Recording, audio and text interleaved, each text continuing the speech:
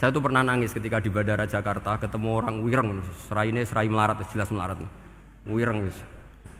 Ini aku ketemu saya cium tangan, Gus saya ini itu habis dari Selandia Baru, kerjanya dia itu ikut mancing gitu, mancing ikan tuna di Selandia.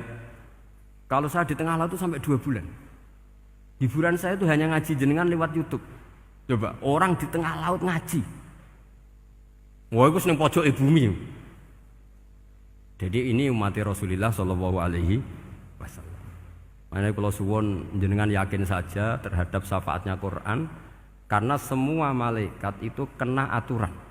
Di antara aturannya adalah tidak boleh menyiksa orang yang di hatinya ada Al-Quran. Fa inna Allaha ta'ala la yu'adzibu qalban wa al-Qur'ana, karena Allah tidak akan menyiksa hati yang ada di Quran, yang ada Qurannya. Sehingga mriki jelas gini riwayat saking Ibnu Katsir, supaya kula percaya, apalagi ini didhawuhkan Rasulullah sallallahu alaihi wasallam bahwa surat Tabarok adalah disebut munjiyah, penyelamat, juga disebut waqiyah, penjaga. Lalu biasanya orang-orang yang enggak percaya syafaat itu pertanyaannya adalah, kan manusia itu wa alaisa lil insani ila masa'a, manusia itu hanya bisa membawa bekal apa yang pernah dilakukan. Itu dijawab oleh ulama-ulama kita ahli sunnah wal jamaah. Entah perlu ditambahi an-nahdiyah apa enggak tahu saya. Saya ini kata orang banyak termasuk pengurus PBNU, tapi saya itu tetap enggak pati srek. Kalau ahli sunnah saja, enggak usah ditambahi an-nahdiyah. Karena nanti malah enggak global ini, ahli sunnah kok lokal ini jadi ribet. Ya, tapi kalau kita di Indonesia ya ditambahi an-nahdiyah enggak apa-apa. Karena mau enggak mau memang dalam hal ikramus sahabah mungkin kita dengan Wahabi itu sama-sama ikramus sahabah. Tapi dalam hal percaya wasilah kita ini ada miripnya dengan Syiah, karena Syiah percaya wasilah, NU percaya wasilah. Tapi dalam bab ikramu kulli sahabah beda kita dengan Syiah. Fa innas Syiin itu ada sahabat yang dihormati, ada yang enggak. Akhirnya terus kita karena itu terus bikin ahli sunnah an-nahdiyah, karena Wahabi itu ya ahli sunnah tapi enggak percaya wasilah. Ya katanya gitu, kata para pakar-pakar. Saya sendiri hanya nirukan, saya enggak punya kepentingan untuk menganalisis itu enggak. Karena pertanyaan di kuburan itu ya gampang, nanti marabbuka wa manabiuka itu gampang lah. Tapi ada QNU juga, ada nanti Gus pertanyaannya, wa ma jamiyatuka. Waduh ribet itu, lama-lama wa ma hizbuka, partai kamu apa? Ribet kan kalau semua orang kreasi nambahin malah ribet kan. Tapi lewat ngaji ini saya pastikan bahwa surat Tabarok itu luar biasa. Terus saya teruskan.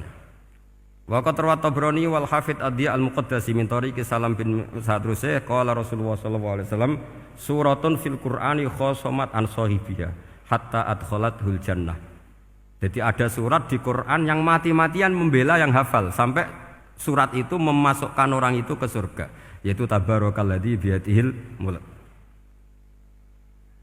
Ini yang An Ibnu Abbas yang qala daraba ba'du ashabin Nabi sallallahu alaihi wasallam khiba'u ala qabrin wa wala yahsibu annahu qabrun. Fa idzan qabru insanin yaqra'u suratal mulki hatta khatamaha. Fa atan Nabiyya sallallahu alaihi wasallam faqala hiyal mani'ah hiyal munjiyah tunjihi min adzabil qabri.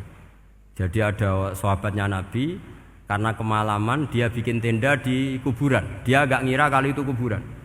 Ternyata di situ ada orang Sohibul Qabri ini baca surat Tabarok. Baca surat Tabarok. Kemudian peristiwa itu dilaporkan ke Rasulullah. Jawabnya Nabi apa? Memang surat Tabarok itu al-mani'ah, yang bisa menghalau atau menolak azab.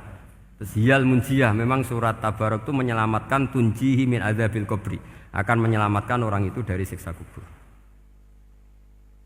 Ikut ke sekolah. Wa qala Tabrani haddatsana Muhammad bin Hasan. Terus qala Rasulullah sallallahu alaihi wasallam lawadittu annaha fi qalbi kulli insani min ummati.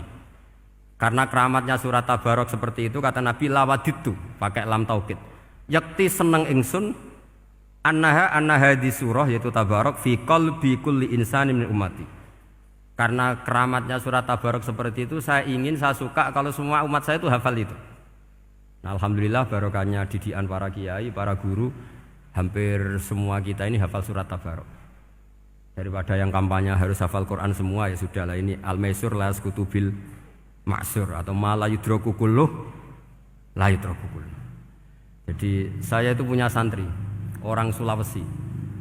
Itu dulu guru gitar. Santri di Jogja, dia dulu sekolah kesenian di Jogja terus jadi guru gitar. Saya ini kan kiai fikih. Saya mazhabnya sama dengan Pak Najib, termasuk ngaramkan gitar saya ini. Mau tak haramkan kok ora gelem ngaji malah ribet, tak halal ngomong gitar kok tak halal. Semeneng ae. Semeneng ae. Saya niru Mbah Mun, nek ono jawabane semeneng gak. Ya takok kadang, Gus, main gitar hukumnya piye? Kurang pegawean tak jawab. Halal tak haram, Gus? Kurang pegawean sejelas. Halal haram tak kok ribet. Tapi yang unik dari itu apa? Tiap tahun Beb itu datang ke saya setor surat Tabarok. Kadang ya setor 5 ayat, 20 ayat, sampai khatam. Naik pesawat dari Sulawesi. Gara-gara ngaji saya, sudahlah Gus, sementing aman. Jadi, aku ning donya wis main gitar, saya enakku, nak gak apal Tabarok bahaya. Dia ngapalkan, apal betul. Sekarang kemarin setornya khatam. Ya hanya untuk ngelawan malaikat saja itu, untuk ngelawan malaikat itu. Saya kok tertarik gitu. Lah yang repot saya, Beb, saya kiainya ngajarkan itu tapi lupa ngajarkan haramnya yang gitu-gitu.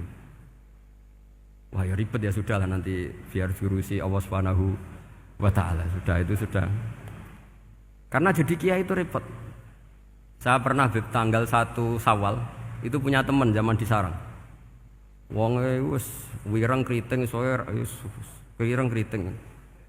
Jarang ke saya tanggal 1 Syawal kecuali pas itu.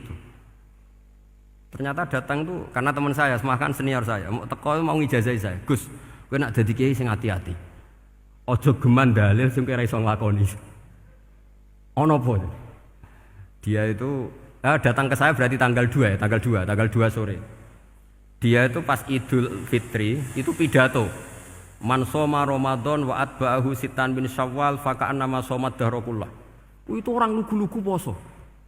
Bareng tanggal loro-loro pas wandekne rokokan. Terus wong lugu-lugu, wah rugi Mbah aku poso jebule jenengan ra kena dinut. Jadi semuanya yang poso 6 hari itu ngikuti kiai itu. Ternyata pas disowani pas rokokan. Rugi Mbah aku anut jenengan. Tak nut-nut poso jebule jenengan gak poso. Aku yang meneng ngene, lha opo kowe dalil ngono barang lho lha opo ora iso nglakoni. Makanya ini hati-hati para kiai. Nek dalil sing ora iso nglakoni ra usah. Nak khutbah Id ora usah cerita poso 6 hari, kok malah diciri orang. Ya cerita wae wong nak berposo dosane di sepuro insyaallah, pokoke yang gampang-gampang saja. Nak dolan ning gone wong awan-awan dosa ganggu. Nak ra dolan sombong gak gelem silaturahim. Wae ngomong yang umum-umum saja. Jangan dalil poso 6 apa? Hari itu sekali ada yang nganut ternyata kamu ndak bisa, wah itu repot. Ya jadi saya berharap sekali keyakinan guru-guru kita bahwa Al-Quran mensafaati itu kita terima. Kita terima an ilmin wa an bayinatin wa an hujatin.